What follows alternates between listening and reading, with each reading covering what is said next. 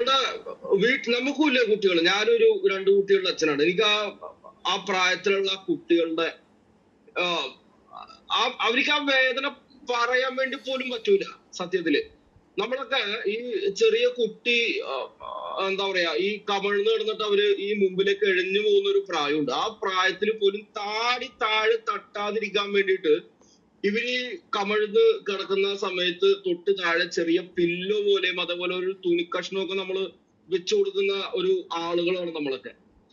കാരണം ആ താടി ചിലപ്പോ താഴെ തട്ടിയിട്ടുണ്ടെന്നുണ്ടെങ്കിൽ പോലും ആ കുട്ടി കരയരുത്, അല്ലെന്നുണ്ടെങ്കിൽ ആ മൂക്ക് താഴെ ചിലപ്പോ എനിക്ക് തല പൊക്കാൻ പറ്റാത്ത ആ ഒരു പ്രായത്തിൽ പെട്ടെന്ന് ഈ തല താഴത്തെ കടിക്കുമ്പോൾ ഈ മൂക്ക് താഴത്തെ അടിക്കരുത് എന്ന് ഒരു വിചാരിച്ചിട്ട് നമ്മള് ഇവര് കിടക്കുന്നതിന്റെ അവിടെ ഈ രീതിയിലുള്ള ഒരു സെക്യൂരിറ്റി പോലെ നമ്മൾ ഇങ്ങനെ ചെയ്യാറുണ്ട്.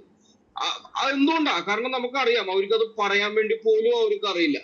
അവരൊരിക്കലും നമ്മള് ഒരു വഴക്കൊക്കെ പറയും, നമ്മൾ ആന്നൊക്കെ പറഞ്ഞൊക്കെ വഴക്ക് പറയുന്ന സമയത്ത് പോലും നമ്മൾ അവരെ നോവിക്കില്ല. കാരണം നമുക്കറിയാം എന്താ പറയാ എന്റെ തന്നെ ചോരയാണ്, അല്ലെന്നുണ്ടെങ്കിൽ ചെറിയൊരു കുട്ടിയാണ്. ഇനിയിപ്പോ എന്റെ കുട്ടിയല്ലാന്നുണ്ടെങ്കിൽ പോലും ആ പ്രായത്തിലുള്ള ഒരു കുട്ടീനെ നമുക്ക് ഒരു രീതിയിലും നമുക്ക് ഉപദ്രവിക്കാനോ അല്ലെന്നുണ്ടെങ്കിൽ വേറെ ഏതെങ്കിലും രീതിയിൽ അതിനെ അങ്ങനെ ചിന്തിക്കാൻ പോലും നമുക്ക് പറ്റാത്തൊരു സമയത്ത് ഒന്ന് ആലോചിച്ച് നോക്കി, തുണി ആ കുട്ടിയുടെ വായിൽ കുത്തി തിരികെ കയറ്റിയിട്ടാണ് അത്ര ഈ എന്താ പറയുക ഈ രാക്ഷസൻ ആ കുട്ടീനെ ഇതാക്കിയത്. സിഗരറ്റ് വെച്ച് കുത്തിയിട്ടുണ്ട്, ജനനേന്ദ്രിയത്തിന്റെ തൊലി പിളർന്നിട്ടുണ്ട് എന്നൊക്കെ പറയുമ്പോ ഒന്ന് ആലോചിച്ച് നോക്കിയേ.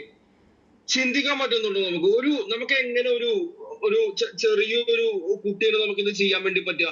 അപ്പോ ഈ പല സ്ഥലങ്ങളിലും നടക്കുന്ന ഓരോ അവിടുത്തെ ഗാസയിലെ കണ്ടില്ലേ, ഇവിടത്തെ കണ്ടില്ലേ എന്ന് പറയുന്ന ഈ കാക്കാമാര്, ഒരൊറ്റ കാക്കാനെ ഞാൻ ഈ റോട്ടിലോ അല്ലെന്നുണ്ടെങ്കിൽ ഒരു എന്താ പറയാ ഇവൻ ചെയ്തത് ഒരു മോശമെന്ന് പറയാനോ ഒന്നും പറയുന്നില്ല. ഞാൻ ഇന്ന് ഓഫീസിൽ സംസാരിക്കുമ്പോ പോലും എടാ ഇതൊക്കെ എല്ലാ സ്ഥലത്തും നടക്കുന്നുണ്ട് എന്ന് പറയുന്ന ആളുകൾ വരെ എന്റെ ചുറ്റിനും ഉണ്ടായിരുന്നു. എത്രമാത്രം ക്രൂരമായിട്ടുള്ള ഒരു സമൂഹത്തിലാണ് നമ്മള് അപ്പൊ 1-2 സ്ത്രീകളുടെ അടുത്ത് ഞാൻ പറഞ്ഞപ്പോ നേരത്തെ സുപ്രഭാതമായി പറഞ്ഞ പോലെ ഒരു പക്ഷെ ഇത് യു പിയിലായിരുന്നെങ്കിൽ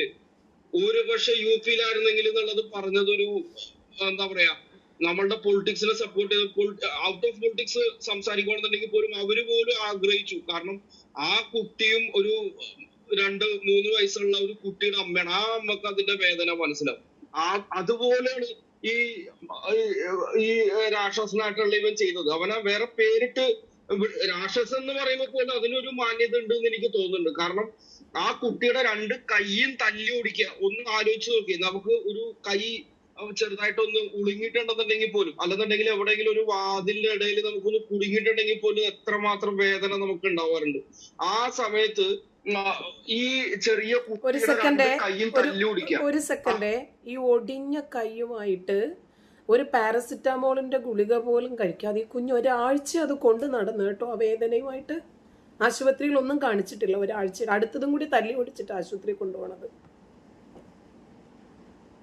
അമിത ടീച്ചറെ, ഞാൻ ആ പറയണ സമയത്തും വേറൊരു കാര്യം, അതായത് 1.5 വയസ്സുള്ള ഒരു കുട്ടിക്ക് വാതിലിന്റെ പുറത്ത് ഒരു ഇടിമിന്നൽ വരുമ്പോ പോലും നമ്മൾ രാത്രി കിടന്നുറങ്ങണ സമയത്ത് ജനലിന്റെ സൈഡിൽ പോലും നമ്മൾ കുട്ടികളെ ഞാൻ കിടത്താറില്ല. കാരണം ആ ഇടിമിന്നലിന്റെ ശബ്ദം വന്നിട്ടുണ്ടെങ്കിൽ പോലും അവർക്ക് ഒരു എന്താ പറയാ അവർക്കൊരു ഇറിറ്റേഷനാണ്. അവർക്ക് പെട്ടെന്ന് ഒരു പേടിക്കും. ആ ഒരു ജനലിന്റെ അടുത്ത് നമ്മൾ കിടത്തിയിട്ടുണ്ടെന്നുണ്ടെങ്കിൽ പോലും നമ്മൾ ഇപ്പുറത്തേക്ക് കിടത്തിയിട്ടാണ് നമ്മൾ കിടന്നുറങ്ങാം. ആ സമയത്ത് ഈ കൊച്ചിനെ ഈ വാതിലിന്റെ പുറത്ത് വന്ന് നിർത്താറുണ്ടായിരുന്നു രാത്രി. ഈ 1.5 വയസ്സുള്ള കുട്ടീനെ ഇപ്പോഴല്ല 1.5 വയസ്സ്, അപ്പൊ ഈ വാതിലിന്റെ ജസ്റ്റ് നടന്നൊരു വരുന്നൊരു ഏജ് മാത്രമുള്ള ഈ പറഞ്ഞ 1 വയസ്സ്. ഇത്രയൊക്കെ പീഡനം ആ കൊച്ചിനെ ഇവൻ ചെയ്തതിന് ശേഷം ഇവര് അതിന് തക്കതായിട്ടുള്ള ഒരു ശിക്ഷ നമ്മളുടെ രാജ്യത്ത് നമുക്ക് കൊടുക്കാൻ പറ്റിയിട്ടില്ല എന്നുണ്ടെങ്കിൽ പിന്നെ എന്ത് സ്ത്രീ സുരക്ഷയാണ്, അല്ലെന്നുണ്ടെങ്കിൽ എന്ത് ഈ കുട്ടികളുടെ സുരക്ഷയാണ് നമ്മളുടെ നാട്ടിലുള്ളത് എന്നുള്ളത് നമ്മള് ചോദിക്കേണ്ടി വരും. കാരണം ഇതിപ്പോ ഈ ബാലാവകാശ കമ്മീഷൻ എന്ന് പറയുന്ന ഊളകള് വല്ലാരും രംഗത്തിറങ്ങിയോ? ആരെയും കേട്ടിട്ടുണ്ടോ? ഈ ബാലാവകാശ കമ്മീഷൻ ഉണ്ടായിരുന്നല്ലോ, മറ്റേ കോടിയേരി ബാലകൃഷ്ണന്റെ ചെക്കനെ മറ്റേ മയക്കുമരുന്ന് കേസിൽ പിടിച്ചോണ്ടാവാൻ വേണ്ടി വന്ന സമയത്ത് ഉണ്ടായിരുന്ന ആ ബാലാവകാശ കമ്മീഷൻ ഒരു രംഗത്തെ ഇറങ്ങിയതായിട്ട് ആർക്കും അറിയോ? എനിക്കറിയില്ലട്ടോ. പാലും ബിസ്ക്കറ്റും കിട്ടിയിട്ടില്ല എന്ന് പറഞ്ഞിട്ട് ഈ പറയണ കോടിയേരി ബാലകൃഷ്ണന്റെ മോൻ മറ്റേ ആ ബീഡിക്ക് അവന് പാലും ബിസ്ക്കറ്റും കിട്ടിയിട്ടില്ല എന്ന് പറഞ്ഞിട്ട് മയക്കുമരുന്നില്ലേ പെണ്ണേഴ്സല്ല മറ്റേ ബിനീഷ് ബീഡി വലിക്കണ ഇവന്റെ അവന് പാലും ബിസ്ക്കറ്റും കിട്ടിയിട്ടില്ല എന്ന് പറഞ്ഞിട്ട് ഒച്ച ഉണ്ടാക്കിയവന്മാരാണ് ഈ ബാലാവകാശ കമ്മീഷൻ. ഒന്ന് ആലോചിച്ച് നോക്കിന്റെ നിങ്ങൾക്ക് ഈ വാതിലിന്റെ പുറത്തേക്ക് നിർത്താറുണ്ടായിരുന്നു അത്രേ. അവനെ എന്തൊക്കെ ക്രൂരതകൾ. 51 മുറിവ് എന്ന് പറയുമ്പോ ആകെ എത്ര ഒരു കൈയുടെ നീളം ഉണ്ടാവില്ല. ഈ 1.5 വയസ്സുള്ള കുട്ടി എന്ന് പറയുമ്പോ നമ്മളുടെ ഒരു കൈയുടെ നീളം പോലും ഇല്ലാത്ത ഈ കുട്ടിയുടെ മേത്ത് 51 മുറിവും ജനനേന്ദ്രിയം വരെ ഇതാക്കിയിട്ടുണ്ട് എന്ന് പറയുമ്പോ, എന്നിട്ടും ആ കുട്ടി ആ പുറത്തേക്ക് ഈ 2 കൈ ഓടിച്ചിട്ട് ആ പോസ് ചെയ്യണ സമയത്ത് ആ കുട്ടിക്ക് അറിയാനും കൂടി പാടില്ല എന്താണ് ലോകം എന്നുള്ളത് അറിയാം. ഇവരൊക്കെ എന്താ അമ്മ തന്നെയല്ലേ ഇവര് ചിന്തിക്കാൻ പറ്റില്ല. എനിക്ക് പറയാൻ പറ്റില്ല എന്താണ് എന്റെ മനസ്സിലുള്ളത് എന്നുള്ളത്. കാരണം നമ്മൾ ഡെയിലി കൈകാര്യം ചെയ്യുന്ന ഒരു ഏജിലുള്ള കുട്ടികൾ എനിക്കുണ്ട്. അതുകൊണ്ട് തന്നെ ഇവന് ഇത്ര സുപ്രഭാതേ അവന് കൊടുക്കാൻ പറ്റുന്ന എന്താ പറയുക, അവൻ അങ്ങനെ പെട്ടെന്ന് തൂക്കിക്കൊള്ളണമെന്ന് ഞാൻ പറയുന്നില്ല. പക്ഷെ അവനെ നരകിപ്പിക്കണം. ഭക്ഷണം കൊടുക്കാണ്ട് ഈ കൊച്ചിന് ഇരുത്താറുണ്ടായിരുന്നു എന്ന് പറയുമ്പോൾ ഒന്ന് ആലോചിച്ച് നോക്കിയേ. നമ്മള് ഒരു ദിവസം എന്റെ കുട്ടി ഒരു സമയം ഭക്ഷണം കഴിച്ചിട്ടില്ല എന്നുണ്ടെങ്കിൽ നമ്മൾ എത്രമാത്രം നമുക്ക് വേദന ഉണ്ടാവുന്നുണ്ട്. ആ കുട്ടി ഇപ്പൊ എന്തെങ്കിലും ഒരു സാധനം കൊടുക്കുന്നു, അതിന് കഴിക്കാൻ പറ്റുന്നില്ല, അല്ലെങ്കിൽ രാത്രി ഇത് കിടന്ന് കരയുന്നു, ഒരു മഴ സമയം വന്നു, എന്തെങ്കിലും ഒരു ചെറിയൊരു ബുദ്ധിമുട്ട് ആ കുട്ടിക്ക് വന്നിട്ടുണ്ടെന്നുണ്ടെങ്കിൽ പോലും നമുക്ക് എത്രമാത്രം മാനസികമായിട്ടും ഇതായിട്ട് നമുക്ക് ബുദ്ധിമുട്ടുണ്ടാവുന്നുണ്ട്. അപ്പൊ ഈ കുട്ടിക്ക് ഭക്ഷണം പോലും കൊടുക്കാറുണ്ടായില്ല, ഇതേപോലെ ചുട്ടുപൊള്ളിക്കാറുണ്ടായിരുന്നു എന്നൊക്കെ പറയുമ്പോ ഇവനെ വെറുതെ ഒരു ദിവസം തൂക്കിക്കൊല്ലണമെന്നൊന്നും ഞാൻ പറയുന്നില്ല. പക്ഷെ ഇവനെ അനുഭവിപ്പിക്കണം. ഇവനെ നരകിപ്പിച്ച് ആ കൊച്ചിനുണ്ടായ വേദന ഇവനും അതേപോലെ ഇവന് സ്വന്തം വയറ്റില് പിറന്നിട്ടും ആ കൊച്ചിനെ ഇതുപോലത്തെ ഒരു രാക്ഷസന്റെ മുമ്പിലേക്ക് ഇട്ടുകൊടുത്ത ആ പെണ്ണിന് ഈ 2 എത്രമാത്രം നരകിപ്പിക്കാൻ പറ്റുമോ അത്ര നരകിപ്പിച്ചിട്ട് അങ്ങനെ ചത്തുപോടും ഇവര്. അല്ലാണ്ട് ഇവരെ ഒരു സ്ത്രീയായിട്ട് കാണാൻ വേണ്ടി പറ്റുന്ന ഒന്നല്ല. ഈ മറ്റേ ശൂർപ്പണഖന് മറ്റേ സീതാദേവിയെ ഉപദ്രവിക്കാൻ വന്നിട്ടുള്ള ശൂർപ്പണഖന്റെ മൂക്കും മൂലയും മൂർച്ചിക്കണ്ട് ലക്ഷ്മണൻ പറഞ്ഞയക്കുമ്പോ ശ്രീരാമൻ നല്ല ഉഷാറായിട്ടുണ്ടെന്നാ പറഞ്ഞത്. മനസ്സിലായോ? സ്ത്രീകളെ കാണുന്നത് സ്ത്രീത്തുള്ള ആളുകളോടാണ്. സ്ത്രീത്തുള്ള ആളുകളെയാണ് സ്ത്രീകളായിട്ട് കാണാൻ വേണ്ടിട്ട് പറ്റുള്ളൂ. ഇവിടെ സ്ത്രീ ആയിട്ട് കാണാൻ പറ്റുമോ? ഇവിടെ ഏത് സ്ത്രീ അല്ല സുപ്രഭാത് ഈ കൊച്ചു പറഞ്ഞത് ഞാൻ അത്ര ഉദ്ദേശമുള്ളൂ. അല്ലാണ്ട് ഇവിടെ സ്ത്രീയായിട്ട് കാണുന്നതല്ല. പക്ഷെ ഇവളുടെ വയറ്റിൽ തന്നെ അല്ലേ ഈ പറഞ്ഞ കൊച്ചു ജനിച്ചത്. ആ ഒരു ഇതെങ്കിലും വേണ്ടേ? ഇവളുടെ ഉള്ളിലേക്ക് ഇസ്ലാം കുത്തി വെച്ചിട്ടുണ്ടെന്ന് നിങ്ങൾക്ക് അറിയോ? ഈ പെൺകുട്ടി ഒരു ജിഹാദിന് ഇരയാക്കപ്പെട്ടിട്ടുണ്ടോ അറിയോ? ഈ പെൺകുട്ടി ഈ കുട്ടിയെ കൊല്ലുന്നത് ഒരു കാഫറായിട്ട് ആണ് എന്നുള്ളത് നിങ്ങൾക്ക് അറിയോ? ഇതൊക്കെ എനിക്ക് സംശയമുണ്ട്. ഞാനത് പറഞ്ഞ കേസ് NIA അന്വേഷിക്കണം. ഈ കേസ് NIA അന്വേഷിച്ചു കഴിഞ്ഞാൽ ഇത് ശരിയാവുള്ളൂ. അതിൽ കുറഞ്ഞൊരു അന്വേഷണവും വേണ്ട. ഇവന് ഭീകരവാദ ബന്ധം ഉണ്ടാവാനുള്ള 99% സാധ്യത ഉണ്ട്. ഇവൻ PFIന്റെ ട്രെയിനിങ് കിട്ടിയവനായിരിക്കും. സമസ്ത എന്താ മിണ്ടാത്തത്? മുസ്ലിം ലീഗ് എന്താ മിണ്ടാത്തത്? മാധ്യമങ്ങൾ എന്താ മിണ്ടാത്തത്? അത് നോക്കിയാൽ മതി. തുമ്പില്ലാത്തവനാണ്. തുമ്പില്ലാത്ത കൂട്ടത്തിൽ തന്നെ ഭീകരവാദിയായിരിക്കും. അതുകൊണ്ടാണ് മിണ്ടാത്തത്. മനസ്സിലായോ? വല്ലാത്തൊരു കഷ്ടം തന്നെ. ഇവിടെ കുറെ മറ്റേ സേനകൾ ഉണ്ടാക്കി വെച്ചിരിക്കണം. കണ്ടമാനം സേനകളാണ്. ഒരു RSSനെയും BJPനെയും ക്രിസ്ത്യാനികളെയും കുറ്റം പറഞ്ഞു നടക്കണ പണിയാ. ഹിന്ദുക്കൾക്ക് ഇതുപോലത്തെ എന്തെങ്കിലും പ്രശ്നം വന്നാൽ അവർ കാലിന് കല്ലെടുത്തറിയാൻ ഞാൻ പിടിച്ചില്ല. ഇത് എന്തിനാ അതൊക്കെ ഉണ്ടാക്കി വെച്ചെന്ന് ആർക്കറിയാം? പറഞ്ഞ വീരവാദം കേട്ടാ വിചാരിക്കുമ്പോൾ ഇപ്പൊ തന്നെ ഇവരെ മല മറക്കുന്നു വിചാരിക്കും. എന്താണ് മറ്റേ അമർ അക്ബർ ആന്റണിയില് ആ പെണ്ണിനെ റേപ്പ് ചെയ്ത അയാൾക്ക് ബംഗാളിക്ക് കൊടുത്ത ശിക്ഷയില്ലേ അതുപോലെ കൊടുക്കണം. നാട്ടുകാർ കൈയ്യടിക്കണം. അതാണ് എനിക്ക് പറയാനുള്ളത്. അതേ രീതിയിൽ മറ്റേ തൂപ്പിച്ചില്ലുകൊണ്ട് ഇവനൊക്കെ പുറത്തിറക്കും. ഇവൻ മുസ്ലിം ആയതുകൊണ്ട് തന്നെ ഇവനെ പുറത്തിറക്കും ചെയ്യുമ്പോ ഇറങ്ങിയാൻ പോലെ ഇവനെ ഗൾഫിലേക്ക് പറഞ്ഞയക്കുകയും ചെയ്യും. ഇതാണ് അവര് ചെയ്യാൻ വേണ്ടി പോകുന്നത്. സംഭവിച്ചിട്ടുണ്ടെന്നുണ്ടെങ്കിൽ പിന്നെ എന്ത് നീതിയാണ് ആ കൊച്ചിന് നമ്മളുടെ രാജ്യത്ത് കൊടുക്കാൻ പറ്റണം സുപ്രഭാതേ?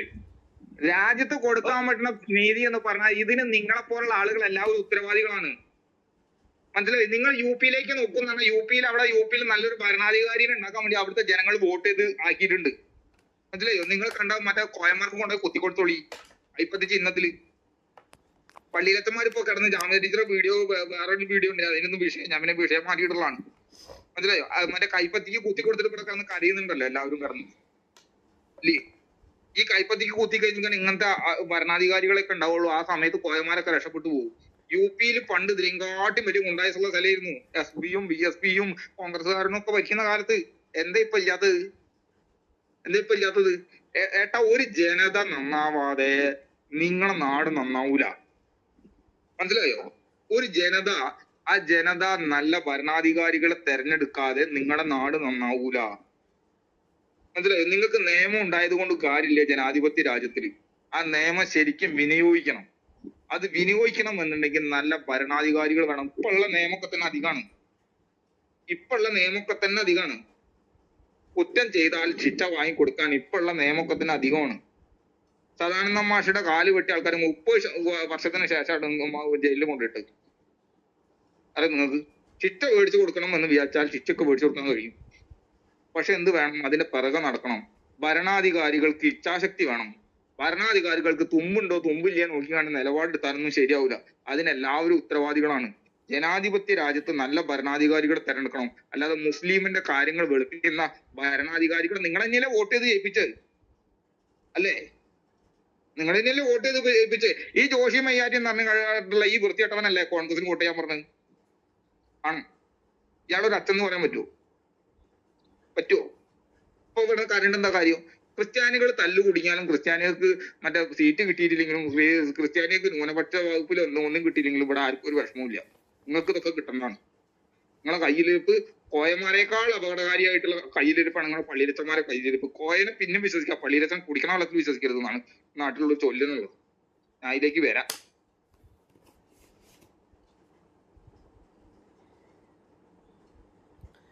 ഈ വിഷയത്തിലുണ്ടല്ലോ, നിയമം കയ്യും കെട്ടി നോക്കി നിന്നു എന്നാണ് ഞാൻ മനസ്സിലാക്കുന്നത് കേട്ടോ. കാരണം ഇവൻ മുമ്പ് ഇങ്ങനെയൊക്കെ ചെയ്തിട്ടുള്ള ഒരാളാണ്. 6ഓളം പരാതികൾ ഇവനെതിരെ ആദ്യത്തെ ഭാര്യ കൊടുത്തിട്ടുണ്ട്. എന്നിട്ടും നോക്കുന്നില്ല. ഈ കുഞ്ഞിൻ്റെ 2 കൈയും ഒടിഞ്ഞു, സൈക്കിളിൽ നിന്ന് വീണതാണ് എന്ന് പറയുമ്പോൾ ഈ കുഞ്ഞിൻ്റെ പിതാവ് മരിച്ചു, അദ്ദേഹത്തിൻ്റെ അമ്മ അവര് കൊണ്ടുപോയി പരാതി കൊടുക്കുവാണ്. ഒരിക്കലും ഒരു സൈക്കിളിൽ നിന്ന് 1.5 വയസ്സുള്ള ഒരു കുഞ്ഞിന്റെ സൈക്കിൾ എന്താണെന്ന് നമുക്കറിയാമല്ലോ. അതിൽ നിന്ന് വീണാൽ 2 കൈയും ഒരുമിച്ചൊടിയില്ല. ഇതിനകത്ത് എന്തൊക്കെയോ ദുരൂഹതകളുണ്ട്, അന്വേഷിക്കണമെന്ന് പറഞ്ഞിട്ട് ആ സ്ത്രീ കൊണ്ടുപോയി ഒരു പരാതി കൊടുക്കുന്നു. അപ്പൊ ആ കുഞ്ഞ് ജീവിച്ചിരിക്കുമ്പോൾ അതിനെ രക്ഷപ്പെടുത്താൻ പറ്റുമായിരുന്നു.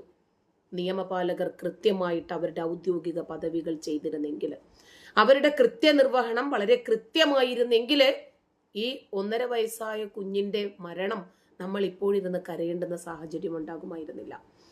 ഇനിയിപ്പോ ഈ അഷ്കറിന്റെ ക്രൂരകൃത്യങ്ങൾ, ശരി, ചില മുസ്ലിങ്ങളൊക്കെ ചോദിക്കും, ഞങ്ങൾ എതിർത്തില്ലേ, ഞങ്ങൾ അങ്ങനെയൊക്കെ പറഞ്ഞല്ലോ, അതല്ലെങ്കിൽ ഞങ്ങൾ അതിനെ അനുകൂലിച്ചിട്ടില്ലല്ലോ എന്ന് പറയും. അതുകൊണ്ടായില്ലല്ലോ. നമ്മുടെ മുമ്പിൽ തന്നെ ഒരുപാട് ജീവിച്ചിരിക്കുന്ന തെളിവുകൾ ഉണ്ടല്ലോ.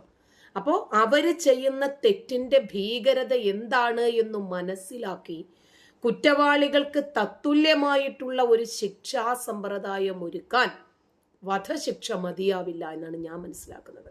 കാരണം ആ കുഞ്ഞനുഭവിച്ച ആ വേദന ഇവർക്ക് എത്തിച്ചു കൊടുക്കാൻ പറ്റും. ഇനിയിപ്പോ ഇവർക്ക് എന്ത് രൂപത്തിലുള്ള ശിക്ഷ കൊടുത്തെങ്കിലും ശരി, ആ കുഞ്ഞനുഭവിച്ച വേദനയ്ക്ക് പകരമാകുമോ? ഇല്ല. പിന്നെ കൂടുതൽ ഇതുപോലെയുള്ള കുറ്റവാളികൾ സമൂഹത്തിൽ ഉണ്ടാകാതിരിക്കാൻ വേണ്ടിയിട്ട് ഇതുപോലെയുള്ള ശിക്ഷാ സമ്പ്രദായങ്ങൾ ഉപകരിക്കുമെന്ന് നമുക്ക് വേണമെങ്കിൽ അനുമാനിക്കാം.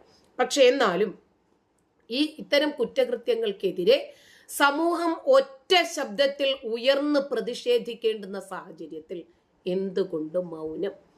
പലസ്തീനിൽ എന്തെങ്കിലും സംഭവിക്കുമ്പോൾ പോട്ടെ, വളരെ ഭീകരനായ 14ഓളം രാജ്യങ്ങൾ തീവ്രവാദിയാണ് എന്ന് വിധിയെഴുതി രാജ്യത്തേക്കുള്ള പ്രവേശനം പോലും ബാൻ ചെയ്ത യഹിയ സിൻവാറിനെയും ഇസ്മായിൽ ഹനിയെയും കൊന്നപ്പോൾ ഇസ്രായേലിനെതിരെ വലിയ രൂപത്തിൽ കോഴിക്കോട് കടപ്പുറത്ത് അടക്കം ഭയങ്കരമായ പ്രതിഷേധ മാർച്ചുകൾ ഉയർത്തിയ ആളുകളൊക്കെ എവിടെ? അപ്പോ വധശിക്ഷ എന്ന് പറയുന്നത് കേവലം ഒരു നടപടി എന്നതിനേക്കാൾ ഉപരി കുറ്റവാളികൾ അവര് ചെയ്ത പ്രവൃത്തിയുടെ ഭയാനകത തിരിച്ചറിയണം. അത് അനുഭവിക്കുന്നത് അവരെ അനുഭവിക്കണം എന്നത് നമ്മുടെ സാമൂഹികമായിട്ടുള്ള ഒരു നീതിയിൽ നിന്ന് നമ്മൾ പറയുന്ന നമ്മുടെ കാഴ്ചപ്പാടുകളാണ്. നിയമം എന്ത് പറയുന്നു എന്നത് രണ്ടാമത്തെ കാര്യമാണ്. ഇവിടുത്തെ ഈ കുറ്റവാളികളെ സാമാന്യവൽക്കരിക്കാനുള്ള ഒരു വിഭാഗത്തിന്റെ ശ്രമത്തെയാണ് നമ്മൾ ഇവിടെ എതിർക്കുന്നത്. ഇരകൾ എവിടെ വന്നാലും വേട്ടക്കാരെവിടെ വന്നാലും അവരുടെ തുണി പൊക്കി നോക്കി മതം നോക്കുന്ന ഒരു സമ്പ്രദായത്തെയാണ് നമ്മൾ ഇവിടെ എതിർക്കുന്നത്.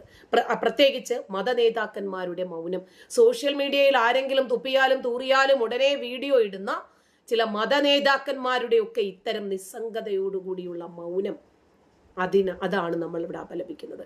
നിയമവ്യവസ്ഥയും സാമൂഹിക നീതിയും തമ്മിലുള്ള ഇത്തരം അന്തരങ്ങൾ ചില സന്ദർഭങ്ങളിലെങ്കിലും കൂടുതൽ ചർച്ച ചെയ്യപ്പെടേണ്ടതുണ്ട്.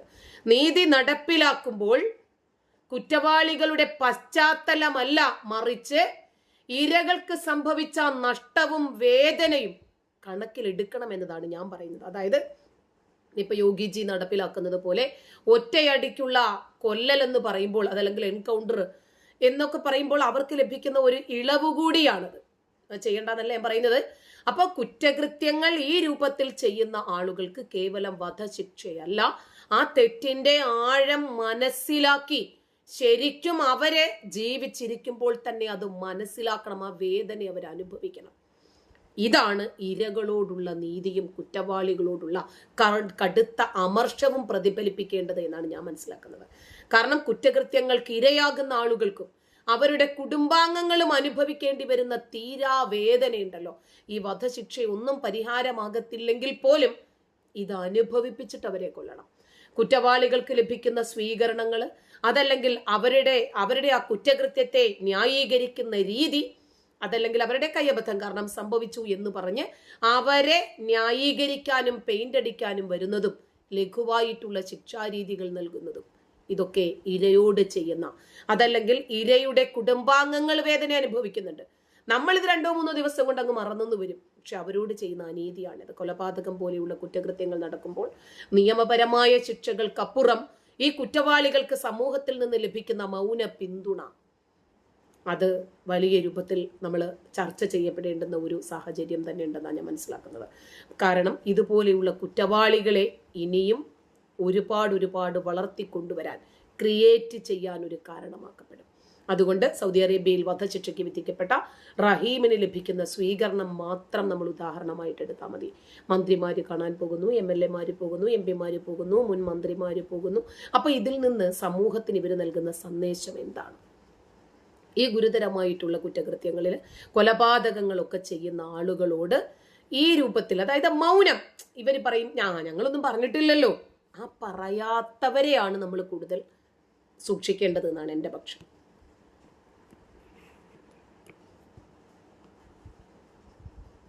ആളുകൾ മനസാക്ഷിയുള്ള ആരെങ്കിലും ഉണ്ടെങ്കിൽ സംസാരിച്ചോളി. മനസാക്ഷി ഇല്ലാത്തവരുണ്ടെങ്കിൽ ഉണ്ടോ? അറിയണ്ടോ മനസാക്ഷി ഉള്ളവര്? നമസ്കാരം. ഈ കുഞ്ഞിന് ഏറ്റതുപോലെ തന്നെ ഇനിയും നിരവധി, ഇതിനു മുമ്പ് തന്നെ കുറെ കാര്യങ്ങൾ നമ്മൾ കേട്ടിട്ടുള്ളതാണ്, ഇപ്പോഴും നടന്നുകൊണ്ടിരിക്കുന്നു. ദിനം പ്രതിയാണ് ഈ പറയുന്ന മദ്രസയിലും ഒക്കെ നടക്കുന്ന പീഡനങ്ങളും കാര്യങ്ങളും എല്ലാം നമ്മൾ കണ്ടുകൊണ്ടിരിക്കുന്നു. എന്നിട്ടും ഇപ്പോഴും പുതിയ ഒരു ഇത് വന്നു. ഇപ്പോഴത്തെ ആ ഒരു കോൺഗ്രസ്സുകാർ കയറിയിട്ട് ഇതിനെപ്പറ്റി ഒരു വാർത്തകൾ, എന്തിനു മാധ്യമത്തിൽ പോലും ഇതിനെപ്പറ്റി ഒരു ചർച്ച എടുക്കാൻ ആൾക്കാർ കൂട്ടാകുന്നില്ല. അത്രയും വെറും ഇത്രയുള്ള ലാഘവത്തോടെയാണ് ഇവര് അതിനെ മറയാക്കിയത്. എന്തിന് ഇവിടെ ക്ലബ് ഹൗസിൽ പോലും ഇതിനെപ്പറ്റി പറഞ്ഞ് ഞാൻ വേറെ റൂം കണ്ടിട്ടില്ല. ഇപ്പോഴാണ് ഇപ്പൊ ഒരു റൂം ഞാൻ കാണുന്നതും കേൾക്കുന്നതും.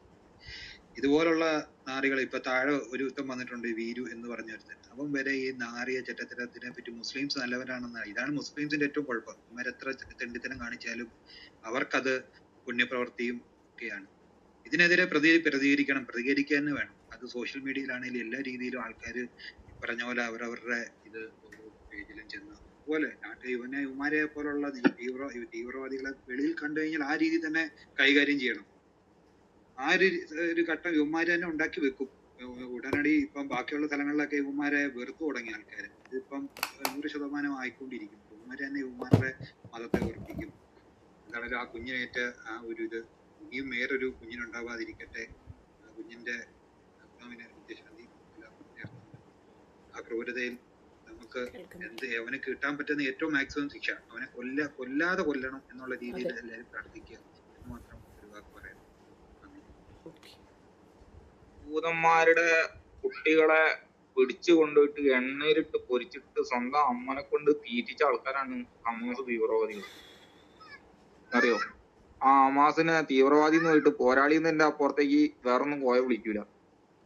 സ്ത്രീകളായിട്ടുള്ള ആളുകളെ വന്നും കണ്ട് ബലാത്സംഗം ചെയ്തും കണ്ട് കംപ്ലീറ്റ് ഡ്രസ്സ് അഴിച്ചു മാറ്റി നഗ്നമായിട്ട് പിടിച്ച് വണ്ടിയിൽ കയറ്റിയും കണ്ട് ആടിനെയൊക്കെ കൊണ്ടുപോകുന്ന മാതിരി കൊണ്ടുപോയ ആൾക്കാരാണ് ഇവര്. പക്ഷെ അവരുടെ ജീവിതത്തിൽ അവരിങ്ങനെ ഇവരെ അനുഭവിക്കാൻ വേണ്ടി പറ്റാത്ത രീതിയിൽ ഇസ്രായേൽ അവരാക്കുന്ന സമയത്ത് ഗർഭിണികൾ, കുട്ടികൾ, സ്ത്രീകൾ എന്ന് പറയുന്നു. നിയമം തെറ്റ നിയമത്തിനനുസരിച്ച് പോവുക എന്നുള്ളതാണ് ശ്രീകൃഷ്ണന്റെ നിയമം. അതാണ് ഇസ്രായേൽ കൊടുത്തിട്ടുള്ള നിയമം. മനസ്സിലായോ? നിങ്ങള് കുട്ടികളോട് ദയ കാണിച്ചിട്ടില്ലേ, ഓര് നിങ്ങളെ കുട്ടികളോട് ദയ കാണിക്കണം നിങ്ങൾക്ക് എങ്ങനെ പറയാൻ പറ്റുക? എങ്ങനെ പറയാൻ പറ്റുക? നിങ്ങൾ സ്ത്രീകളോട് ദയ കാണിച്ചിട്ടില്ല, ബോംബ് ഇടുമ്പോ സ്ത്രീകൾ ചാവാത്ത ബോംബ് ഇടണം എങ്ങനെ പറയാൻ പറ്റുക? എങ്ങനെ പറയാൻ പറ്റുക? ഇതുപോലെ തന്നെയാണ് നിങ്ങൾ ഈ കാഫർ എന്നുള്ള രീതിയിൽ നിങ്ങൾ കുട്ടികളോടൊന്നും നിങ്ങൾ ദയ കാണിക്കുന്ന ആളുകളാണ് എന്ന് ഞാൻ വിശ്വസിക്കുന്നില്ല. അതുകൊണ്ട് തന്നെ ഈ കുട്ടിയെ വാരിയലൊക്കെ 1.5 വയസ്സിന്റെ കുട്ടീന്റെ വാരിയൽ എന്നൊക്കെ പറഞ്ഞു കഴിഞ്ഞാൽ 6 പൊട്ടുക എന്നൊക്കെ പറഞ്ഞാൽ നിങ്ങൾ ആലോചിച്ച് നോക്കിയൊന്ന് ഈ അമ്മാരി ചവിട്ടായിരിക്കും ചവിട്ടിയിട്ടുണ്ടാവുക. ആ കുട്ടിക്ക് പോലും അറിയില്ല ആ കുട്ടി എന്തിനാ ഇതൊക്കെ അനുഭവിക്കുന്നത്, കുട്ടിക്ക് പോലും അറിയലുണ്ടാവില്ല.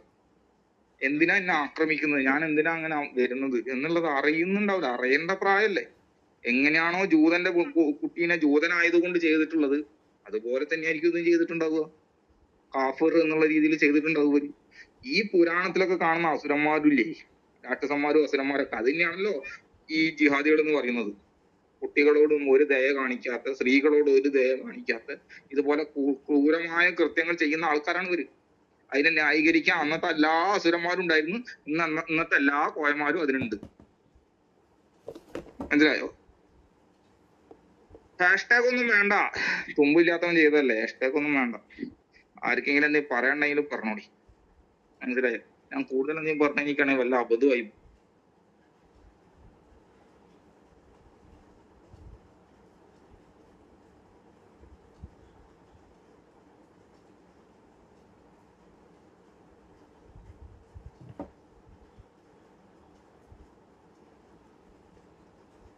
ഹലോ, കേൾക്കാം, പറയൂ. സത്യം പറഞ്ഞു കഴിഞ്ഞാൽ ഈ വിഷയത്തിൽ ഏറ്റവും കൂടുതൽ സങ്കടമുള്ള ഒരു കാര്യം എന്താന്ന് വെച്ച് കഴിഞ്ഞാൽ, ആ കുട്ടീനെ ആ ഒരു അവസ്ഥയിലേക്ക് ആക്കുന്നതിന് മുമ്പ് ഓൾറെഡി ഒരു പെൺകുട്ടിയുടെ ജീവിതം നശിപ്പിച്ച് നാറാണക്കല്ലാക്കി ആ പെൺകൊച്ചിനെ കണ്ടാൽ നമുക്ക് സങ്കടം വരും. ഒരുമാതിരി ഈ പറഞ്ഞ ഓട്ടിസം ഒക്കെ ബാധിച്ച ഒരാളുടെ ഒരു അവസ്ഥയിലേക്ക് ആക്കിയേക്കാണ് ആ പെൺകുട്ടീനെ ആക്രമിച്ചത്. എന്നിട്ട് അവൻ വളരെ ഒരു പ്രശ്നവും ഇല്ലാതെ, ഒരു കേസും ഇല്ലാതെ, ജയിലിലും കിടക്കാതെ ഇങ്ങനെ ഈ നാട്ടിൽ കൂടി ഇത്ര നാള് വണ്ടി ഓടിച്ച് നടന്നു പറഞ്ഞു കഴിഞ്ഞാൽ അത് എനിക്കറിയത്തില്ല ഈ കേരളത്തിന്റെ അവസ്ഥ എന്താണെന്നത്. ഒരു പരിധി വരെ ഉണ്ടല്ലോ, ഞാൻ ആ വിഷയത്തിലേക്കാണ് അഡ്രസ്സ് ചെയ്ത് വന്നത്. നമ്മൾ സ്കിപ്പ് ചെയ്ത് പോയതാ. അപ്പൊ ആദ്യം ഇങ്ങനെ ഒരു ഇൻസിഡന്റ് ഉണ്ടായിട്ട് എന്തുകൊണ്ടാണ് ആ കുടുംബം നിയമ നടപടികളുമായിട്ട് മുന്നോട്ട് പോകാത്തത് എന്നത് ഇവിടുത്തെ ഒരു ചോദ്യമാണ്. അതായത് പല രൂപത്തിലും അവർക്ക് പല കാര്യങ്ങളും ചെയ്യും. ഇപ്പൊ പോലീസ് സ്റ്റേഷനിൽ പോയി, ഇവര് കംപ്ലൈന്റ് കൊടുത്തു, എടുത്തില്ല, മറ്റെന്തെല്ലാം മാർഗങ്ങളുണ്ട് ഇവിടെ. പോലീസ് കോംപ്രമൈസ് ചെയ്ത് വിട്ടു, ശരി, ആ കോംപ്രമൈസിന് ഞങ്ങൾ തയ്യാറല്ല എന്ന് പറയാമല്ലോ, ഒരു വക്കീലിനെ കണ്ടിട്ട് കേസ് ഫയൽ ചെയ്യാൻ പാടില്ല അവർക്ക്. അപ്പൊ അവരുടെ മൗനവും കൂടി ഈ കുഞ്ഞിന്റെ ജീവൻ എടുക്കാൻ കാരണമാണ് എന്ന് തന്നെയാണ് ഞാനും പറയുന്നത്.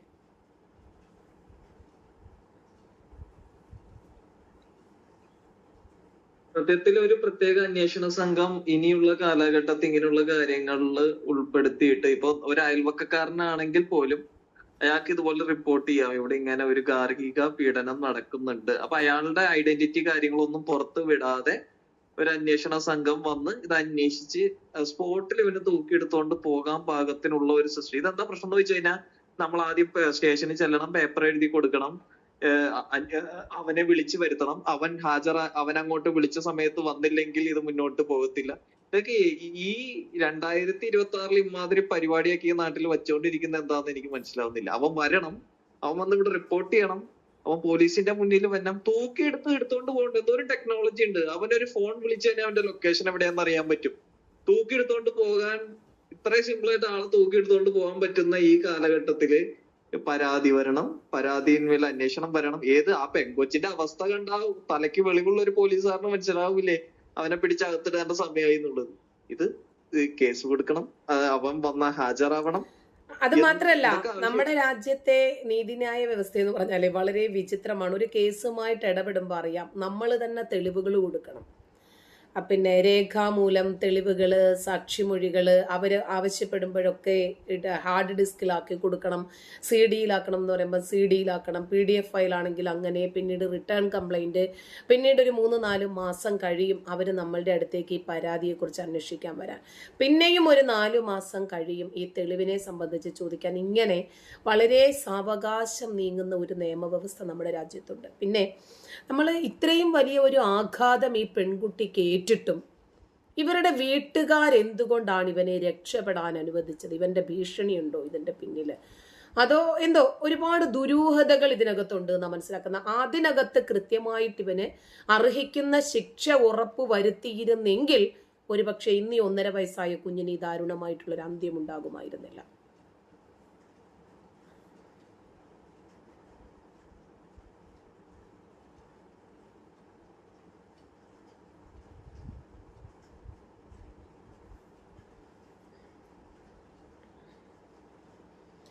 ഏതോ ഒരു അഡ്വക്കേറ്റ് വന്നിട്ടുണ്ട്. ഞാനാണ് അവർക്ക് സ്പീക്കേഴ്സ് പാനലിൽ സീറ്റ് കൊടുത്തത്. നിങ്ങൾക്ക് എന്താണ് പറയാനുള്ളത് വക്കീലെ? പറയൂ. ഒരു ലേഡിയാണെന്ന് തോന്നുന്നു. ഞാൻ ഇവിടെയുള്ള ആളാ, എപ്പോഴും ടീച്ചർ സംസാരിക്കുന്ന ആൾ തന്നെയാണ്. ആണോ? എന്നാ പറയൂ വക്കീല് പറയൂ. ഇതിന്റെ നിയമവ്യവസ്ഥകളൊക്കെ നിങ്ങൾക്കെല്ലാം അറിയാം. ഞാൻ ടീച്ചറെ കേൾക്കാൻ വന്നതാ. ടീച്ചർ പറഞ്ഞോളൂ, ഞാൻ കേൾക്കാൻ വന്നതാ.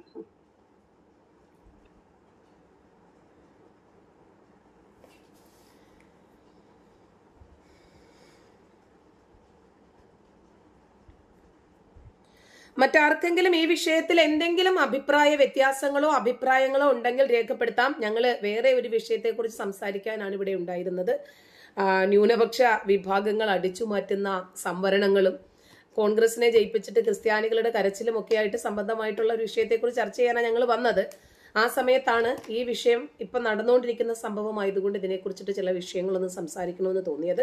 ഇതിനെക്കുറിച്ച് എന്തെങ്കിലും ആർക്കെങ്കിലും അഭിപ്രായങ്ങൾ പറയണമെങ്കിൽ പറയാം. അതല്ലെങ്കിൽ ഞങ്ങൾ അടുത്ത വിഷയം ഇട്ടിട്ട് ചർച്ച മുന്നോട്ട് കൊണ്ടുപോകാൻ പോവാണ്. സുപ്രു.